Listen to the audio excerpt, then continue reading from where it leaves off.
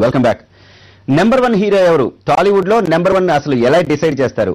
ప్రతి సంవత్సరం ఒక హిట్ రాగానే నెంబర్ 1 పొజిషన్ మారిపోతూ వస్తుందా? ఈ విషయాలపై మనం చర్చిస్తున్నాం. శ్రీకాంత్ గారు, ఇప్పటి వరకు మనం చూసుకుంటే దూకుడు ఒక సినిమా, ఇది చాలా పెద్ద హిట్ అయింది అని చెప్పి మన రమేష్ చౌదరి గారు అంటున్నారు. అలానే మీరు కూడా చాలా సినిమాలను కోట్ చేస్తున్నారు. అయితే ఇంతకు ముందు గతంలో సినిమాలు కనుక చూసుకుంటే ఎన్టీఆర్, ఏఎన్ఆర్, శోభన్ బాబు ఈ కాలం నాటి సినిమాలు కనుక చూసుకుంటే అసలు వీళ్ళు హిట్ల కోసం, టాపుల కోసం ఎంతగా వచ్చింది, ఎంత కలెక్ట్ చేసింది అనే విషయం పక్కన పెట్టి నెంబర్ 1 రేస్ కోసం పోటీ పడినట్టుగానే అసలు కనిపించదు. సంవత్సరానికి అట్లా సినిమాలు చేసుకుంటూ పోతున్నట్టుగా కనిపిస్తుంది. ఇప్పుడు కంటే అప్పుడు చాలా ఎక్కువ ఉందండి. రామారావు గారికి, నాగేశ్వరరావు గారికి మధ్య, కృష్ణ గారికి, శోభన్ బాబు గారికి మధ్య ఆ రేస్ అనేది చాలా చాలా చాలా చాలా సీరియస్ గా వార్ జరిగింది. మీరు మీ చిన్నతనంలో గానీ, నేను మా చిన్నతనంలో గానీ, అంటే ఊహ తెలిసే సమయానికి రామారావు గారు, నాగేశ్వరరావు గారు ఒక సినిమా మీద పేడలేసుకోవటం లేదు. మీకు ఒక 5-6 సంవత్సరాలు నాగేశ్వరరావు గారు నంబర్ 1 గా ఉన్న సందర్భం ఉంది. ఒక 10 సంవత్సరాలు రామారావు గారు నంబర్ 1 గా ఉన్న సందర్భాలు ఉన్నాయి. కృష్ణ గారు కొన్ని సంవత్సరాలు నంబర్ 1 గా ఉన్న సందర్భాలు. రామారావు గారు నంబర్ 1 హీరోగా ఉన్న సమయంలో కూడా కృష్ణ గారు రామారావు గారిని తోసిరాజని నంబర్ 1 గా కమర్షియల్ హిట్లు ఒకే సంవత్సరం 6 సినిమాలు ఆయనవి సూపర్ హిట్ అయిన సందర్భాలు ఉన్నాయి. రామరాజ్యంలో భీమరాజు, కిరాయి కోటికడు, 83. అలాగే శోభన్ బాబు గారు కూడా వరుసగా సూపర్ హిట్లు ఇచ్చిన సందర్భాలు ఉన్నాయన్నమాట. ఆ సమయంలో ఏంటంటే ఎవరు నంబర్ 1 ఏంటి? అలాగే కృష్ణరాజు గారు, మీకు ఎవరు ఇప్పుడు చేసే అవకాశం లేదు. సంవత్సరానికి 2 సినిమాలు గారు, సంవత్సరానికి కృష్ణ గారి సినిమాలు 16 విడుదలైన సందర్భాలు ఉన్నాయి. చిరంజీవి గారివి 14 విడుదలైన సందర్భాలు ఉన్నాయి. వాటిలో అత్యధిక శాతం విజయాలు సాధించినటువంటి సందర్భాలు ఉన్నాయన్నమాట. ఓకే, ఇప్పుడు కనుక చూసుకుంటే నెంబర్ 1 రేస్ అసలు డిసైడ్ చేసే ఫ్యాక్టర్ ఏంటి? అంటే కమర్షియల్ హిట్ సాధించిందేనా, లేకపోతే ఈ మూవీ, ఈ సినిమా హిట్ అయింది కాబట్టి తప్పనిసరిగా నెంబర్ 1 రేస్ లో ఈయనే ఉన్నారు అనుకుంటారా? లేదా కంటిన్యూస్ గా హిట్స్ వస్తూ ఉండటం వల్ల నెంబర్ 1 అసలు ఎలా డిసైడ్? కంటిన్యూస్ గా హిట్స్ రావటము, నిర్మాత తర్వాత డిస్ట్రిబ్యూటర్స్, ఎగ్జిబిటర్స్ వీళ్ళందరూ చాలా హ్యాపీగా ఉండాలి, వాళ్ళని ఉంచాలి. అలాగే ప్రతి హీరోకి వర్తించే విషయం ఏంటంటే, ఒక సినిమా సూపర్ హిట్ అవగానే వెంటనే ఆ తర్వాత సినిమాలకు రెమ్యూనరేషన్లు ఆకాశం అంత పెంచేసి తప్పకుండా దీనికి పై స్థాయిలోనే బిజినెస్ జరగాలని, ఆ సినిమా ఫ్లాప్ అయిపోయిన తర్వాత మనం కొంతమంది హీరోలను చూస్తున్నాం. వాళ్ళ పేర్లు మనం ఇప్పుడు ప్రస్తావించాల్సినటువంటి అవసరం లేదు. అటువంటి ఏమంటారు, వాపును చూసి బలుపు అనుకునేటువంటి పరిస్థితుల్లో లేకుండా ప్రతి సినిమా వరుసగా విజయవంతం కావాలన్నమాట. ఎందుకంటే మీకు ఒక దశలో మీరు తీసుకుంటే, మీకు ఇంకో అతి ముఖ్యమైన విషయం చెప్తాను. ఇందాక ఆయన ఇచ్చిన చాలా దారుణమైన స్టేట్మెంట్. ఆయన చిరంజీవి గారు ఇంద్రా ట్యాగుల గురించి మాట్లాడుతుంటే ఆయన శంకరదాద హిట్ మాత్రమే అన్నారు. ఫర్ యువర్ కైండ్ ఇన్ఫర్మేషన్, ప్రపంచ సినిమా చరిత్రలో, దక్షిణ భారతదేశ సినిమా చరిత్ర, తెలుగు సినిమా చరిత్ర, భారతదేశ సినిమా చరిత్ర కాదు, ప్రపంచ సినిమా చరిత్రలో చిరంజీవి గారు ఆయన కెరీర్ స్టార్ట్ చేసిన 1978వ సంవత్సరంలో మొదలు పెడితే ఆయన నటించగా విడుదలైన ఆఖరి చిత్రం శంకరదాద 2007, శంకరదాద జిందాబాద్ వరకు ప్రతి సంవత్సరం డైరెక్ట్ 4 ఆటలతో 100 డేస్ సినిమా ఉన్న ఏకైక హీరో చిరంజీవి గారు ప్రపంచ సినిమా చరిత్రలో. మీరు ఛాలెంజ్, వరల్డ్ సినిమాకి నేను ఛాలెంజ్ చేస్తున్నాను. వరల్డ్ సినిమా 1996లో ఆయన తెలుగు సినిమాలో నటించలేదు. కన్నడలో సిపాయి అనే సినిమాలో నటిస్తే అది 100 రోజులు ఆడింది 4 ఆటలతో. వరుసగా 100 రోజులు డైరెక్ట్ గా 4 ఆటలతో ఉన్నటువంటి కమర్షియల్ హీరో చిరంజీవి గారు. ఇప్పుడు మీరు ట్యాగూర్ లాంటి చారిత్రాత్మక విజయాన్ని, మొత్తం పరిశ్రమ గతిని, ఇంద్రా ట్యాగూర్ అనే సినిమాలు వాణిజ్య పరంగా తెలుగు సినిమా విస్తృతి ఎంత ఉంటుందనేది ప్రపంచ సినిమాకి, ప్రపంచ మార్కెట్ మనం మాట్లాడుకుంటున్నాం. అంటే చిరంజీవి వరకు, అవును, చిరంజీవి గారి తర్వాత మాట్లాడుకుంటున్నాం కాదనట్లా. 24,80,00,000 షేర్ వచ్చిన సినిమా అసలు మీరు పరిగణలోకి తీసుకోవద్దు. డిస్ట్రిబ్యూటర్, మీరే ప్రొడ్యూసర్ అంటే మీరు సినిమాలు తీయండి. 24 కోట్లు ఐమాక్స్ కి వెళ్ళి, ప్రసాద్ కి వెళ్ళి మీరు డైరెక్ట్ గా వాళ్ళు ఇప్పుడు డీసీఆర్ లెక్కలు వేరే చిన్న థియేటర్లో ఉన్నట్టు ఉండవండి. ఐమాక్స్ లో కానీ, స్క్రీన్స్ లో ఏదైనా కానీ, మల్టీప్లెక్స్ లో ఇట్లా డీసీఆర్ రాసుకోవటాలు ఉండవండి. వాళ్ళ దగ్గర ఆన్లైన్ ఉంటుంది, మొత్తం వాళ్ళ దగ్గర డేటా ఇస్తారు, వాళ్ళ దగ్గర తీసుకుంటే మొత్తం బయటపడుద్దండి.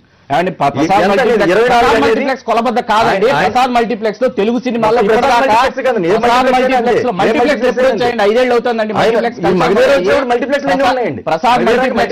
ప్రసాద్ మల్టీప్లెక్స్ లో ఇప్పటిదాకా తెలుగు సినిమాలో 100 రోజులు దాటాడిన సినిమాలు 3, పోకిరి, మగధీర 100 రోజులు ఆడే ప్రసాద్ మల్టీప్లెక్స్ లో 4 ఆటలతో. దాన్ని మనం కొలబద్దగా తీసుకోవాల్సిన పని లేదు.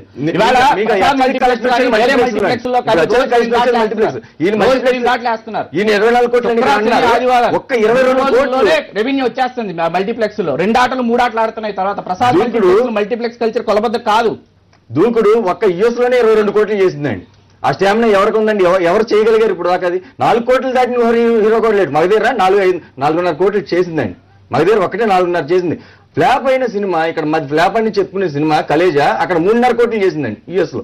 ఆ స్టామినా మహేష్ బాబుకి ఒక్కడికే ఉందండి. యూనివర్సల్లీ యాక్సెప్టెడ్ హీరో అండి మహేష్ బాబు. మీ నిర్మాతలు ఒప్పుకున్నారు కదండి, మగధీరం మేము క్రాస్ చేయలేదని నిర్మాతలు ఒప్పుకున్న తర్వాత కూడా మనం ఇంకా డిస్కషన్ పెడితే ఎలాగండి? ఇప్పుడు ఒక్కసాట కాదండి, మేము అలాగే నాకు అర్థం కావట్లేదు. రికార్డు చెప్పేది ఏంటంటే నాకు అర్థం కావట్లేదు. మీ అందరికీ నైజాం ఎంత కలెక్ట్ చేసిందో ఇప్పుడు చెప్పండి. అందరికీ చెప్పదలుచుకోలేదు ఏంటంటే ఒకటే ఆపైతే విషయం. ఏంటి పరిస్థితి? బిజినెస్ చేస్తుంది మీ సినిమా ఏంటి, మా సినిమా ఇదిగో ఎంత బిజినెస్ చేస్తుంది, తర్వాత రెవెన్యూ పరిస్థితి ఏంటో చెప్పండి, అతిథి పరిస్థితి ఏంటి, సైనికుడి పరిస్థితి ఏంటి, కలేజా పరిస్థితి, ఆ సినిమా రెవెన్యూ పరిస్థితి ఏంటో చెప్పండి. అందరికీ ఫ్లాప్ ఆరు సంవత్సరాల తర్వాత హిట్ వచ్చింది మాట్లాడుతున్నారు, నేను కాదనట్లేదు. హిట్ రావాలి, ఇవాళ పరిశ్రమకు ప్రతి ఒక్క హీరోకి ఇవాళ సినిమాలు సూపర్ హిట్ కావాల్సిన అవసరం ఇవాళ పరిశ్రమలో చాలా అవసరం ఉంది. విజయాల శాతం పెరగాల్సినటువంటి అవసరం అట్లా చూసుకున్నా సరే, రెవెన్యూ పరంగా ఒక సినిమా చూసుకున్నా సరే ఇట్లా ఇంత కమర్షియల్ గా కూడా హై లెవెల్లో హిట్ అయింది అనే హీరోస్ అసలు ఇప్పుడు ఎంతమంది ఉన్నారు? అంటే ఆ రేస్ లో అసలు పెట్టగలిగే స్థాయిలో విజయం సాధించిన ఇండియా టుడే సమగ్ర జాతీయ వారపత్రిక 123 కోట్లు అన్ని కలుపుకొని మగధీర సాధించినటువంటి వసూళ్ల గురించి వాళ్ళు ప్రత్యేక సంచికలు వెలువరించారు. నేను ఇక్కడ వ్యక్తిగతంగా చెప్పడం కాదు, ఇండియా టుడే సమగ్ర జాతీయ వారపత్రిక వాళ్ళు చెప్పారు.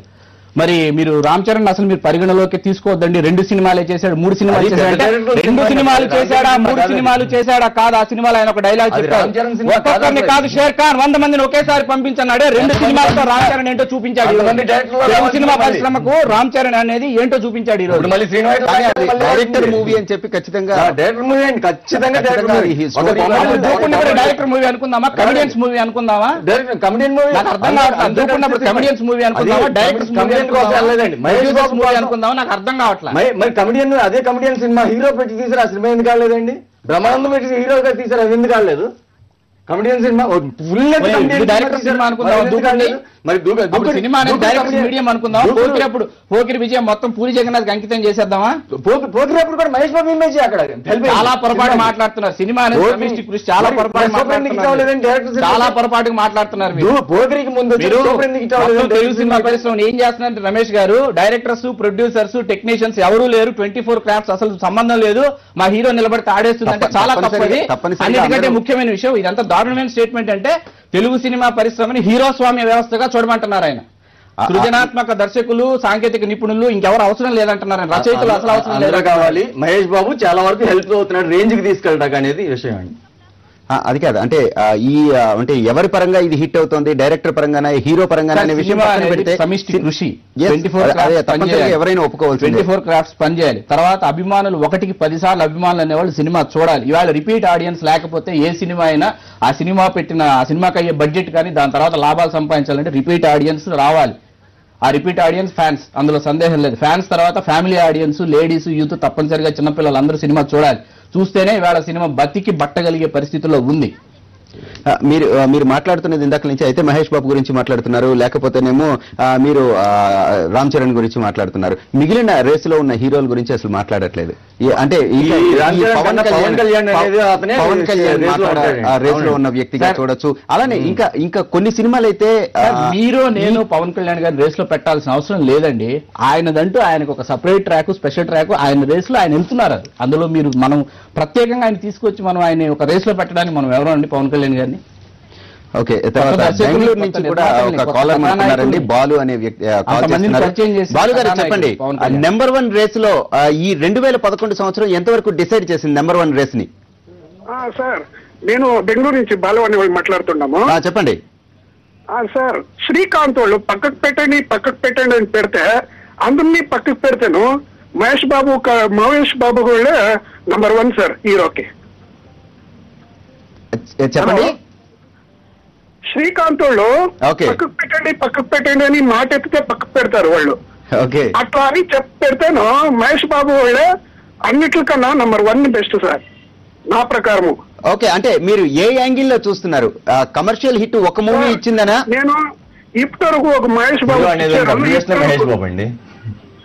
ఇప్పటివరకు నేను మహేష్ బాబు ఒక పిక్చర్ మిస్ చేయలేదు. అన్ని పిక్చర్లు సరిగా చూసినాను. అంటే వాళ్ళ యాక్షన్, వాళ్ళు ఇది డీసెంట్ గా ఉంటే ఇది యాక్షన్ ఎవరిలోనూ లేదు సార్, అట్లుంది వాళ్ళ యాక్షన్. ఓకే, అంటే హీరో తాలూకా యాక్షన్ ని మాత్రమే చూసి నెంబర్ 1 ని డిసైడ్ చేయొచ్చు అంటారు? సార్, పక్కా మహేష్ బాబుకే ఏర్పడుతుంది సార్. అన్ని రకాలు చేయగలరు. ఓకే యాక్షన్ చేసి ఓకే ఈ 5 సంవత్సరాల తర్వాత సినిమా వచ్చిన తర్వాత డెఫినెట్ గా ఇప్పుడు అన్ని ఎన్ని హీరో ఈ కాలర్ తాలూకా ఒపీనియన్ ఏంటంటే బెంగళూరు నుంచి ఆయన తెలుగు రాకపోయినా తెలుగు మూవీలు అన్ని కూడా నేను చూస్తానని చెప్పి చెప్తున్నారు. హీరో తాలూకా యాక్షన్ ని బట్టి వీటిని మాత్రమే బట్టి చూసినా సరే మహేష్ బాబే నెంబర్ 1 రేస్ లో ఉండాల్సిన వ్యక్తి అని చెప్పేసి ఆయన తాలూకా ఒపీనియన్ చెప్తున్నాడు. అంటే ఈ కమర్షియల్ యూనివర్సల్ యాక్సెప్టెడ్ అన్నాం అందుకని ఎంత క్లిక్ అయింది, ఎంతవరకు సినిమా హిట్ అయింది కాబట్టి చెప్తున్నారు ఈ రోజు యూనివర్సల్ యాక్సెప్టెడ్. రాజకుమారి నుంచి అదే చెప్తున్నాం మేము. రాజకుమారి ఫ్లాప్లు అనేది ప్రతి ఒక్కరికి వస్తాయి, కానీ ప్రొడ్యూసర్ దగ్గర నుంచి distributor కొనుక్కునేది ఎవరిదంటే Mahesh Babu. Cinema open cinema open రోజు బిజినెస్ అయ్యే హీరో మహేష్ బాబు ఒకటే. మా హీరో ప్రొడ్యూసర్ ఎవరు హుసేన్ సాగర్ వెళ్ళలేదండి. మా హీరో ప్రొడ్యూసర్లు అందరూ సేఫ్ గా ఉన్నారు, ప్రొడ్యూసర్లు సేఫ్ గా ఉన్నారు. చెప్పండి ఎగ్జిబిటర్లు డిస్ట్రిబ్యూటర్లు చెప్పండి. ప్రొడ్యూసర్ అండి సినిమా తీసేది. ప్రొడ్యూసర్లు అందరూ సినిమా బడ్జెట్ 50 కోట్లు బిజినెస్ చేయగలుగుతున్నారండి హీరో.